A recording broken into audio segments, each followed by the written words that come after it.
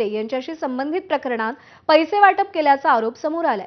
रिया म्हात्रे यांच्या नावाने एका महिलेकडून लिफाफ्यांद्वारे पैसे दिले जात असल्याची माहिती मिळताच कारवाई करण्यात आली।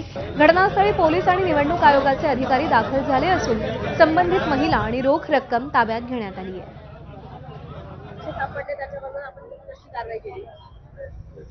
नाही, कारवाई आम्ही नाही केलेली। एक या ठिकाणी पैसे वाटप होत आहेत म्हणून पोलीस स्टेशनला फोन आला होता आणि एपीएसटीला पण आम्ही कळवलेलं होतं। एपीएसटीला सुद्धा फोन गेलेला होता।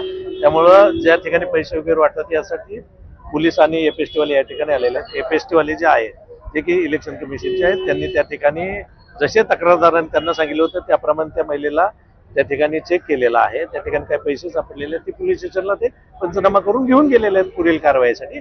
आमचं काम आहे या ठिकाणी शांतता राखणे वगैरे ते आम्ही करत।